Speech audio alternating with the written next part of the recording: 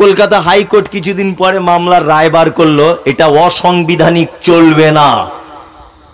যদিও রাজ্য সরকার, আমি তৃণমূল পার্টির লোক নয়, তারপরে ওনাকে এই বিষয়টাকে আমি ধন্যবাদ জানাই যে উনি বলেছিলেন, কোর্ট হাইকোর্ট তুমি যাই বলো, আমি তোমার কথা 10 পয়সা দাম দিই না, আমি তোমার কথা মানিও না, আমি ইমাম সাহেবদের ভাতা দিবই।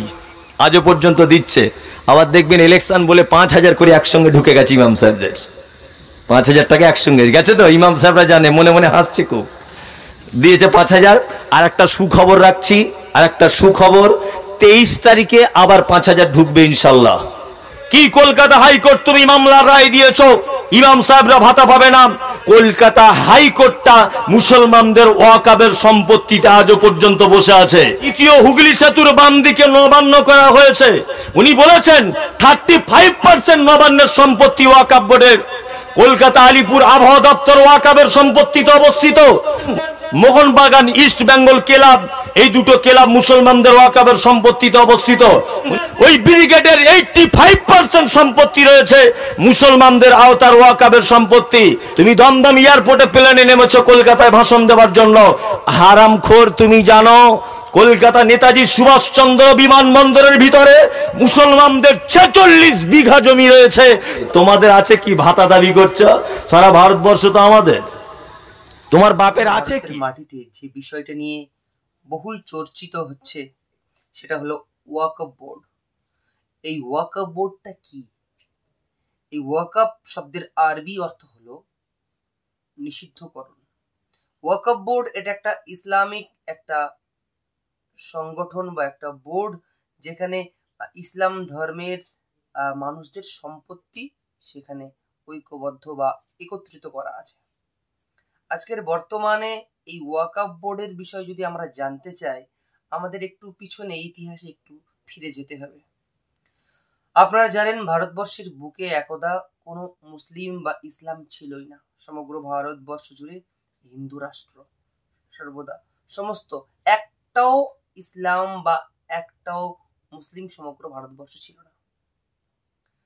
পরবর্তীকালে 570 খ্রিস্টাব্দে ইসলাম ধর্মের জন্ম হলো এবং ঠিক তার 142 বছর পর অর্থাৎ 712 খ্রিস্টাব্দে প্রথমে একজন মুসলিম ভারত আক্রমণ করলো। কে না? মোহাম্মদ বিন কাসিম। মোহাম্মদ বিন কাসিম 1712 খ্রিস্টাব্দে ভারত আক্রমণ করেছিল। তারপর গঙ্গা যমুনা দিয়ে অনেক জল গড়িয়ে গেল, ব্রহ্মপুত্র সিন্ধু দিয়ে কত সময় পার হয়ে গেল, কত সময় কেটে গেল। বারংবার ওই মধ্য পশ্চিম এশিয়া থেকে মুসলিমরা ভারতবর্ষে আক্রমণ করতে লাগলো। এরা কারা? এরা হলো লুটেরা। এরা লুট করতে জানে, ডাকাতি করতে জানে। এই লুটেরা, জানেন আপনারা, ওই নাদির শাহ ভারতবর্ষকে 17 বার আক্রমণ করেছে। গজনীর সুলতান মাহমুদ ভারতবর্ষকে 17 বার আক্রমণ করেছে। ওই তৈমুর লং তুর্কি আফগান বারংবার ভারতবর্ষে এসে ভারতবর্ষ লুটে চলে গেছে। তৎকালীন সময়ে সোমনাথের মন্দির থেকে, গুজরাটে সোমনাথ মন্দির থেকে 200 কোটি স্বর্ণ মুদ্রা নিয়ে গেছে। ভাবতে পারছেন আপনারা? বিচার করতে পারছেন তৎকালীন সময়ে 200 কোটি স্বর্ণ মুদ্রার বর্তমান দাম কত হতে পারে? এইভাবে তারা দিনের পর দিন ভারতকে শোষণ করে ভারতের শাসন কার্য চালিয়েছে। ভারতে তাদের কোনো সম্পত্তি ছিল না, কিন্তু দিনের পর দিন তারা ভারত লুট করে, ডাকাতি করে, শোষণ করে, শাসন করে ভারতবর্ষকে দখল করে নিয়েছিল এবং ভারতের যে রীতিনীতি কালচার সেগুলোকে ধ্বংস করে দেওয়ার চেষ্টা করেছিল। ভারতের যে সনাতন হিন্দু ধর্মের যে নিদর্শন, যে স্থাপত্য ভাস্কর্য, সব ভেঙে গুড়িয়ে দেওয়া হয়েছিল বেশিরভাগটাই। আজকের ভগবান রামচন্দ্রের জন্মভূমি গুড়িয়ে দিয়ে বাবরি মসজিদ, আজকের তক্ষশিলা সেই বিশ্ববিদ্যালয় ধ্বংস করে দিয়েছে, পুড়িয়ে দিয়েছে। আমাদের গর্বের অহংকারের নালন্দা বিশ্ববিদ্যালয় ধ্বংস করে পুড়িয়ে দিয়েছে, ছাই করে দিয়েছে। এবং সমগ্র দ্বারকা কিংবা মথুরা সব দখল করে সেখানে বড় বড় মসজিদ নির্মাণ করেছে। তৎকালীন সময়ে সেই সুলতান আমলে, মুঘল আমলে সেই ইসলামীয় সম্পত্তিকে একত্রিত করার জন্য একটা ওয়াকফ বোর্ড গঠন করে। ওয়াকফ শব্দের অর্থ হলো নিষিদ্ধকরণ, মানে এই ভূমিটা একদম নিষিদ্ধ হয়ে যাচ্ছে। একবার ওয়াকফ হিসেবে যদি ঘোষণা করা যায় তাহলে এই জমিতে কারোর অধিকার নেই, শুধুমাত্র ইসলামরা, শুধুমাত্র মুসলিমরা তারা এই জমির দখলদারি নিতে পারবে, এই জমি তারা পরিচালনা করতে পারবে। তারপরে এলো ইংরেজ শাসন, ইসলাম সাম্রাজ্যের পতন হয়ে গেল। ইংরেজরা কিন্তু এই ওয়াকফ বোর্ডের বা এই ওয়াকফ সম্পত্তির বিরুদ্ধে আচরণ করেছিল।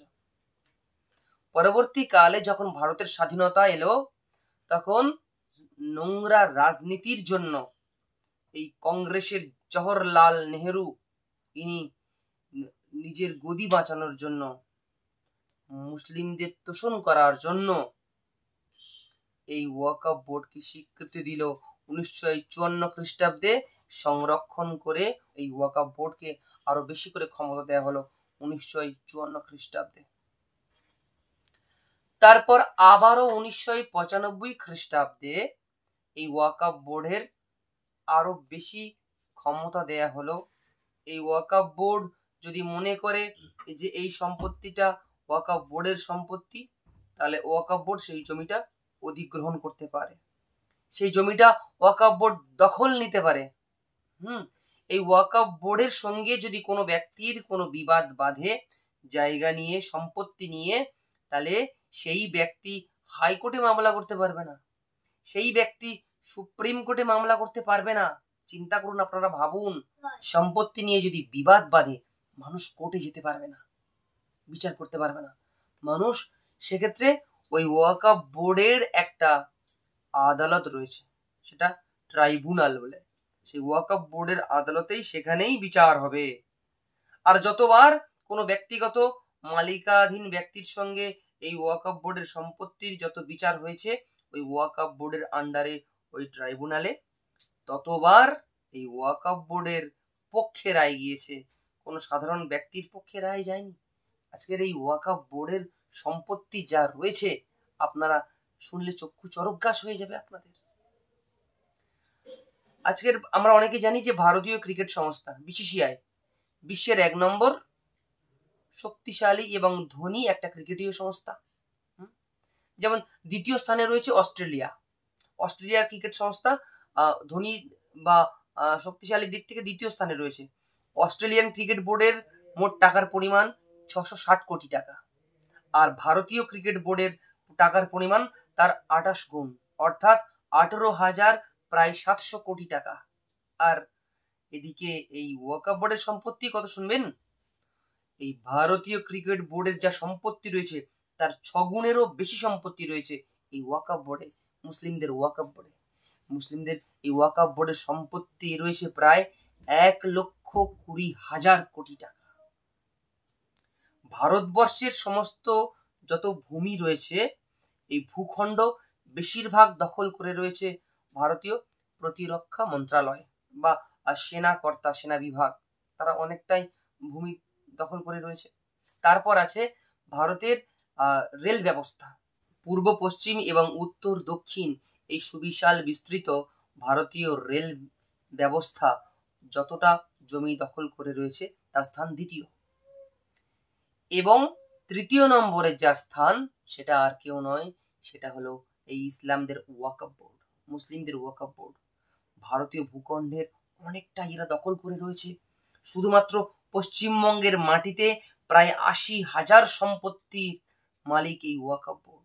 অনেকে হিন্দুরা, আপনারা হিন্দু রাষ্ট্র করে চেঁচান, কিন্তু আপনারা শুনুন, হিন্দু রাষ্ট্র না, ভারতবর্ষ একটা মুসলিম রাষ্ট্র দাবি করছে একজন হুজুর, দাবি করছে। হুজুর বলছেন যে ভারতবর্ষে হিন্দুদের আছেটা কি, হিন্দুদের বাপের কি রয়েছে? হ্যাঁ, হিন্দুদের ভারতবর্ষে আছেটা কি? সব তো মুসলিমদের। ভারতবর্ষে যা কিছু আছে সব ইসলামদের, সব মুসলিমদের, হিন্দুদের কিছুই নেই। হ্যাঁ, আপনারা নিজেই শুনুন সেই হুজুরের বক্তব্য। ভারতবর্ষে মুসলমানদের অবদানের কথা ছাড়ুন, পশ্চিম বাংলাটা বলছি শুনুন। তা আমাদের রাজ্য সরকার 2,500 করে টাকা দিয়েছে। ভাতা যখন চালু করে এলো দিদি, তখন হিন্দু গেল কোর্টে, খ্রিস্টান গেল কোর্টে, বৌদ্ধরা গেল কোর্টে, শিখেরা গেল কোর্টে, মামলা জুড়ে দিল। বলছে মামলা কেন? বলছে এটা অসাংবিধানিক, কোন জাতিকে টার্গেট করে এরকম ভাতা দেওয়া রাজ্য সরকার ঠিক কাজ করেনি বলেছেন। কলকাতা হাইকোর্ট কিছুদিন পরে মামলার রায় বার করলো, এটা অসাংবিধানিক, চলবে না। যদিও রাজ্য সরকার, আমি তৃণমূল পার্টির লোক নয়, তারপরে ওনাকে এই বিষয়টাকে আমি ধন্যবাদ জানাই যে উনি বলেছিলেন তোর ডাক শুনে যদি কেউ না আসে একলা চলো রে। কোর্ট হাইকোর্ট তুমি যাই বলো, আমি তোমার কথা 10 পয়সা দাম দিই না, আমি তোমার কথা মানিও না, আমি ইমাম সাহেবদের ভাতা দিবই। আজও পর্যন্ত দিচ্ছে। আবার দেখবেন ইলেকশন বলে 5,000 করে একসঙ্গে ঢুকে গেছে ইমাম সাহেবদের, 5,000 টাকা একসঙ্গে গেছে। তো ইমাম সাহেবরা জানে, মনে মনে হাসছে খুব, দিয়েছে 5,000। আর একটা সুখবর রাখছি, আর একটা সুখবর, 23 তারিখে আবার 5,000 ঢুকবে ইনশাল্লাহ। আগামী 23 তারিখ 5,000 ঢুকবে আশা করা যায়, বুঝলেন? যাই হোক, এই রায় যখন নাকচ করে দিল কলকাতা হাইকোর্ট, সেদিন থেকে আমার মাথায় একটা জিনিস ঘুরছে যে কি ব্যাপার, দিদি তো বলেছে ওয়াকাবের সম্পত্তি থেকে ভাতা দিচ্ছি, তাহলে এরা কেন নাকচ করছে? ভাতা দেওয়া যাবে না? পশ্চিম বাংলাতে ওয়াকাবের যা টাকা ইনকাম করা যায়, যদি টোটাল সম্পত্তি যদি একোয়ার করা যায়, পশ্চিম বাংলাতে যা সম্পত্তি আছে, ইমাম সাহেবদের প্রত্যেক মাসে 22 লক্ষ টাকা করে বেতন দেওয়ার পরেও 820 কোটি টাকা ওয়াকাব ফান্ডে জমা থাকবে। কত বললাম? 820 কোটি টাকা। কত টাকা বেতন দিলে? উনি বলছেন 22 লক্ষ টাকা করে যদি বেতন দেওয়া যায়, তারপরেও টাকা শেষ হবে না। প্রত্যেক বছরে 820 কোটি টাকা মুসলমানদের ফান্ডে জমা থাকবে। তাহলে আছে কত টাকা জি? কি কলকাতা হাইকোর্ট তুমি মামলার রায় দিয়েছো ইমাম সাহেবরা ভাতা পাবে না? কলকাতা হাইকোর্টটা মুসলমানদের ওয়াকাবের সম্পত্তিতে আজও পর্যন্ত বসে আছে, আর ওই হাইকোর্ট থেকে রায় বার হচ্ছে ইমাম সাহেবরা ভাতা পাবে না। শোনো, ভাতা যদি পাই মুসলমানরা পাবে, আর কেউ পাবে না। তোমার আছে কি তুমি ভাতা পাবে? তোমার আছেটা কি? তোমার 12টা বাজিয়ে তবে এখনা থেকে যাব। শোনো, তোমাকেই বলছি, ওয়াকাবের সম্পত্তির 1 নম্বর সিআর রেখেছেন তিনি কাকে? না কলকাতা হাইকোর্টকে। দ্বিতীয় রেখেছেন কাকে? উনি দ্বিতীয় নম্বরে বলেছেন দ্বিতীয় হুগলি সেতুর বাম দিকে নবান্ন করা হয়েছে। উনি বলেছেন 35% নবান্নের সম্পত্তি ওয়াকাব বোর্ডের সম্পত্তি। উনি কথা বলেছেন কলকাতা আলিপুর আবহাওয়া দপ্তর ওয়াকাবের সম্পত্তিতে অবস্থিত। উনি বলেছেন মোহনবাগান ইস্ট বেঙ্গল ক্লাব, এই দুটো ক্লাব মুসলমানদের ওয়াকাবের সম্পত্তিতে অবস্থিত। উনি বলেছেন যে ব্রিগেডে বলছে চিল্লিয়ে চিল্লিয়ে এনআরসি করে ভারতবর্ষ থেকে মুসলমানদেরকে তাড়াতে হবে, উনি বলছেন ওই ব্রিগেডের 85% সম্পত্তি রয়েছে মুসলমানদের আওতার ওয়াকাবের সম্পত্তি। কলকাতা টিপু সুলতান মসজিদ, চার চতুর্দিকে যত জমি জায়গা আছে, বলছে সব মুসলমানদের ওয়াকাবের সম্পত্তিতে আছে। কলকাতা যেখানে সিনেমা তৈরি হয়, জায়গাটার নাম টালিগঞ্জ, 350 বিঘা জমি আছে ওয়াকাবের সম্পত্তি। কলকাতা তুমি যেখানে বলছে এনআরসি করে মুসলমানদেরকে তাড়িয়ে দেওয়া হবে, তুমি দমদম এয়ারপোর্টে প্লেনে নেমেছো কলকাতায় ভাষণ দেওয়ার জন্য। হারামখোর, তুমি জানো কলকাতা নেতাজি সুভাষচন্দ্র বিমানবন্দরের ভিতরে মুসলমানদের 46 বিঘা জমি রয়েছে। তোমাদের আছে কি ভাতা দাবি করছো? সারা ভারতবর্ষ তো আমাদের। তোমার বাপের আছে কি? দেখো তুমি একবার তাকিয়ে, লাল কেল্লা আমার বাপের, দিল্লি জামে মসজিদ আমার বাপের, কুতুব মিনার আমার বাপের, হাজার দুয়ারি আমার বাপের, টিপু সুলতান আমার বাপের, হায়দ্রাবাদের চাঁদনি চক চারমিনার আমার বাপের। সারা ভারতবর্ষের ঐতিহ্যবাহী যত জিনিস রয়েছে সবই তো মুসলমানদের। আমরা ভাতা পাবো না, তোমার বাপ পাবে ভাতা? মুসলমানরাই শুধু পাবে। ভারতীয় প্রতিরক্ষা মন্ত্রণালয় বা সেনাকর্তাদের যে ভূখণ্ড, এটা কিন্তু ভারতের সরকারি অংশ, এটা সার্বজনীন সবার জন্য। বা ভারতীয় রেল ব্যবস্থা ভারতের সরকারি, কিন্তু এই যে ওয়াকফ বোর্ড, এটা কোনো সরকারি না, এটা শুধুমাত্র কেবল ইসলামদের জন্য, মুসলিমদের জন্য এই ওয়াকফ বোর্ড। এর পরিচালনা, এর থেকে উপার্জন শুধুমাত্র মুসলিমদের খাতে ব্যয় হবে বা মুসলিমরা গ্রহণ করতে পারবে। এতে কোনো সাধারণ মানুষের, ভারতের সার্বজনীন বিষয় এটা না। এবং দিনের পর দিন এই ওয়াকফ বোর্ডকে আরো শক্তিশালী করে দেওয়া হচ্ছে। ভারতবর্ষ গণতান্ত্রিক দেশ, এক দেশ এক আইন, আইন সবার জন্য সমান। তার মধ্যে এই ওয়াকফ বোর্ড কোথা থেকে এলো? হিন্দুদের জন্য কোনো হিন্দু বোর্ড নেই এই সম্পত্তি সংরক্ষণ বা রক্ষণাবেক্ষণ করার জন্য। খ্রিস্টানদের জন্য কোনো আলাদা বোর্ড নেই, তো বৌদ্ধদের জন্য আলাদা কোনো বোর্ড নেই। তাহলে ইসলামদের জন্য আলাদা ওয়াকফ বোর্ড কোথা থেকে এলো? এই ওয়াকফ বোর্ডের সম্পত্তি কিভাবে তৈরি হলো? বিদেশ থেকে লুটেরা ডাকাতেরা এসে ভারতবর্ষ দখল করে শোষণ করে শাসন করে এগুলো তৈরি করেছে, এগুলো তাদের সম্পত্তি হয়ে গেল। সেই বিদেশি লুটেরাদের ডাকাতদের বারংবার ভারতবর্ষকে আক্রমণ করে গেছে নাদির শাহ, সুলতান মাহমুদ, তুর্কি, আফগান। ভারতবর্ষ এক দেশ এক আইন সবার জন্য। বিবাহের আইন সমস্ত ভারতীয়দের জন্য বিবাহের আইন আলাদা এবং ইসলামের জন্য বিবাহের আইন আলাদা। জমি সম্পত্তি বন্টনের ক্ষেত্রে সমগ্র ভারতীয়দের আইন আলাদা, ভারতবর্ষের বুকে ইসলামদের আইন আলাদা। তাহলে এক দেশ এক আইন, ইসলামদের জন্য আলাদা শরীয়তি আইন কেন? যে ভারতবর্ষ ধর্মনিরপেক্ষ দেশ বলে সবাই আমরা বলি বা আমরা বড়াই করি, সেই ধর্মনিরপেক্ষ দেশে ইসলামদের এত সুযোগ সুবিধা কেন দেয়া হচ্ছে? কারণ কিছু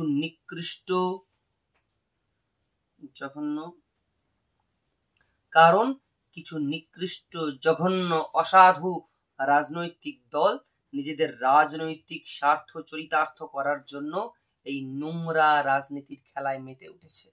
আজকের ভারতবর্ষ স্বাধীন কোথায়? দক্ষিণ ভারতে তামিলনাড়ুতে ছটা গ্রাম ওয়াকফ বোর্ড বলছে এগুলো আমাদের সম্পত্তি, সেগুলো দখল করে নেওয়ার চেষ্টা করছে। আজকে ১৫০০ বছরের একটা পুরনো মন্দির, সেই মন্দিরটাকে বলছে এটা ওয়াকফ বোর্ডের অংশ। আরে তখন ইসলামেরই জন্ম হয়নি, এত পুরনো মন্দির তখন ইসলাম ধর্ম বা মুসলিম ধর্মের জন্ম হয়নি, তারা বলছে কি এই মন্দিরটা নাকি তাদের ওয়াকফ বোর্ডের মন্দির। চিন্তা করুন, আপনারা ভাবুন, বিচার করুন। আজকের ভারতবর্ষের রাজনীতিতে যে কোনো রাজনৈতিক দল তারা সবসময় ইসলামদের তোষণ বা তাদের সাপোর্ট করে। কেন না? এই ভোট গ্রহণ করার জন্য, ভোট নেওয়ার জন্য। কারণ এই ভারতবর্ষের বুকে ধর্মনিরপেক্ষতা বজায় থাকুক কিংবা না থাকুক সেটা বড় কথা নয়। বড় কথা এটাই যে আমাকে যে কোনো মূল্যে আমাকে ওই রাজনৈতিক ক্ষমতা পেতে হবে, ওই সিংহাসন দখল করতে হবে যে কোনো মূল্যে। এমন নির্লজ্জ, নিকৃষ্ট, জঘন্য রাজনৈতিক দলেরা এই রকম একচেটিয়া, এক চোখে বিচার করে একপেশভাবে তারা রাজনীতিকরণ করছে। ২০১৩ সালে এই নোংরা জঘন্য বর্বর কংগ্রেস সরকার শেষবারের মতো এই ওয়াকফ বোর্ডকে সর্বোচ্চ ক্ষমতা দিয়ে দিয়েছে এবং দিল্লির বুকে, ভারতের রাজধানীর বুকে ১২৩টা মূল্যবান সম্পত্তি, জমি ওয়াকফ বোর্ডের নামেই করে দিয়েছে। আজকে যখন ভারতবর্ষে এই ওয়াকফ বোর্ডের একচেটিয়া ক্ষমতা শাসন করছে, ঠিক তখন এই ভারতবর্ষের প্রধানমন্ত্রী নরেন্দ্র মোদী এই ওয়াকফ বোর্ডের আইন সংশোধন করছে। এই আইন সংশোধন করলে কি হবে? এটাতে মুসলিমদের বা ইসলামদেরও লাভ হবে এবং সমগ্র ভারতবাসীর কল্যাণ হবে, সমগ্র ভারতবাসী লাভবান হবে। সেক্ষেত্রে এই কিছু কিছু বর্বর জঘন্য পলিটিক্যাল পার্টি, রাজনৈতিক পার্টি, তারা সবাই রে করে উঠেছে, সবাই ঝাঁপিয়ে পড়ে সেই ওয়াকফ বোর্ডের সংশোধন বিলের বিরোধিতা করছে। আজকে যখন এই ওয়াকফ বোর্ডের আইন বা এই নতুন আইনটা সংশোধন হবে কিনা সে বিষয়ে যখন নির্ণয় হচ্ছে, সিদ্ধান্ত গ্রহণ হচ্ছে, ঠিক তখন গোটা ভারতবর্ষের ৪০ লক্ষ মুসলমান তারা এই ওয়াকফ বোর্ডের পক্ষে তারা ভোট দিয়েছে অনলাইনে কিউআর কোডের মাধ্যমে। যারা আমরা হিন্দুরা কিংবা যারা আমরা ভারতবাসী, খ্রিস্টান, বৌদ্ধ, আমরা সবাই মিলে যারা প্রকৃত ভারতবাসী, যারা তাদের প্রত্যেককে তাদের উচিত যে ওয়াকফ বোর্ডের এই সংশোধন বিলের এই আইন সংশোধন যাতে হয় সেই কারণে তাদেরকে এই কিউআর কোডে ভোট দেওয়া উচিত। প্রতিটা হিন্দুর উচিত, প্রত্যেকটা ভারতবাসী, বৌদ্ধ, খ্রিস্টান সবার উচিত।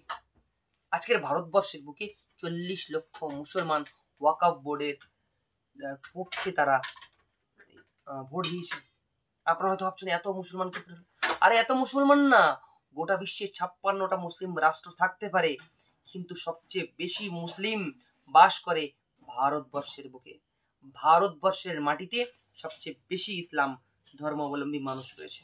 বর্তমানে ওয়াকফ বোর্ডের যে নিয়ম বা যে ক্ষমতা, সর্বোচ্চ ক্ষমতা ওয়াকফ বোর্ডের রয়েছে, সেটা থাকা মানে ভারতবর্ষের ধর্মনিরপেক্ষতার ক্ষেত্রে একটা লজ্জাজনক বিষয়। এই ওয়াকফ বোর্ডের সর্বোচ্চ যে ক্ষমতা রয়েছে মানে ভারতবর্ষের সাম্প্রদায়িকতার ক্ষেত্রে, সাম্প্রদায়িক সম্প্রীতির ক্ষেত্রে একটা লজ্জাজনক বিষয়। অতএব এক দেশ এক আইন সবার জন্য সমান হওয়া উচিত। অতএব এই ধরনের সর্বোচ্চ ক্ষমতাসীন কোনো একটা নির্দিষ্ট সম্প্রদায়ের এত সম্পত্তি এইরকম ভাবে থাকা কখনোই উচিত নয়, সেটা কখনোই কাম্য নয়। অতএব যারা আপনারা প্রকৃত ভারতীয় রয়েছেন, নিজের দেশের কল্যাণে, দশের কল্যাণে, আপনারা অতি অবশ্যই সমস্ত হিন্দুগণ এবং খ্রিস্টান বৌদ্ধ ধর্মাবলম্বী সমস্ত ধর্মাবলম্বী মানুষেরা এবং যারা প্রকৃত ভারতীয় আপনারা প্রত্যেকেই এই ওয়াকফ বোর্ডের নতুন যে আইন সংশোধনের পক্ষে রায় দিয়ে আপনারা এই কিউআর কোডের মাধ্যমে ভোট প্রদান করুন। এবং আমি এই কিউআর কোড কিভাবে ভোট প্রদান করতে হবে আমার এই ভিডিওতে আমি আপনাদেরকে দেখিয়ে দেব। আপনারা অতি অবশ্যই ভোট প্রদান করুন এবং এই ভিডিওটা প্রচুর পরিমাণে শেয়ার করুন, যাতে সবাই ভোট প্রদান করে এই ভারতের নতুন এই আইনটা যাতে চালু হয়ে যায়, ওয়াকফ বোর্ডের যাতে এই সর্বোচ্চ ক্ষমতার যে বিষয়টা রয়েছে এটা সংশোধন হয়ে যায়। যাতে মনে রাখবেন, মাত্র 13ই সেপ্টেম্বর পর্যন্ত এই বিষয়টা রয়েছে, মাত্র 13ই সেপ্টেম্বর পর্যন্ত এই ভোট আপনি দিতে পারবেন। আপনারা এত পরিমাণে এই ভিডিওটা শেয়ার করুন যাতে অনেক লোকের কাছে এই ভিডিও পৌঁছে যায় এবং প্রচুর মানুষ যাতে এই আইনটা সংশোধনের জন্য সবাই যেন ভোট দিতে পারে অনলাইনে কিউআর কোডের মাধ্যমে। এই কিউআর কোডের মাধ্যমে কিভাবে ভোট দেবেন এটা আমি আপনাদেরকে দেখিয়ে দিচ্ছি। খুবই সোজা, একদম ইজি বিষয়। 1 মিনিট একটু সময় দিয়ে এই কিউআর কোডের মাধ্যমে ওয়াকফ বোর্ডের সংশোধন বা আইনের বিষয়ে একটু আপনার মূল্যবান ভোটটা প্রদান করুন, আপনার নিজের কল্যাণে, পরিবারের কল্যাণে, দেশের কল্যাণের জন্য আপনি নিচে করুন এবং ভিডিওটি প্রচুর পরিমাণে শেয়ার করে দিন যাতে সবাই করতে পারে। মনে রাখবেন, আজকের কিন্তু শেষ দিন, আজকের কিন্তু ভোট দেওয়ার অন্তিম দিন। অতএব প্রচুর পরিমাণে শেয়ার করে দেন যাতে সবাই মিলে আজকে প্রথম গুগল সার্চে গিয়ে চারকোনা ওই যে লেন্স রয়েছে ক্যামেরার মতো ওখানে ক্লিক করছেন, তারপর আপনার গ্যালারি থেকে কিউআর কোডটাকে ওখানে সিলেক্ট করে নিচ্ছেন এবং ওই কিউআর কোডের উপরে একটা লিঙ্ক দেবে, লিঙ্কে ক্লিক করছেন। ওই লিঙ্কে ক্লিক করার পর আপনাকে সোজা আপনার ইমেলে চলে যাচ্ছে। ওই ইমেলে যাওয়ার পর ওখানে একটা লেখা দেবে, ওয়াকফ বোর্ডের আইন সংশোধনের বিষয়ে কিছু লেখা রয়েছে, আপনারা চাইলে লেখাটা পড়তে পারেন যে এই ওয়াকফ বোর্ডের এই নতুন আইন সংশোধন হওয়ার বিষয়টা একান্ত জরুরি, সে বিষয়ে লেখা রয়েছে। তারপর একদম নিচে আপনার এই যে লাল জায়গাটা ব্যারিকেড করা আছে ওখানে আপনার নিজের নামটা লিখে দিচ্ছেন। নাম লেখার সময় একটু সমস্যা হয় ওই জায়গাটাতে, সুন্দর করে নামটা লিখে দিচ্ছেন। তারপর উপরে ডান দিকে গিয়ে সেন্ড অপশানে গিয়ে সেন্ড করে দিচ্ছেন। একদম ইজি, আপনি করুন এবং সবাইকে করান। নমস্কার, আজকের ভিডিও এই পর্যন্ত, আবার দেখা হবে অন্য কোনো ভিডিও।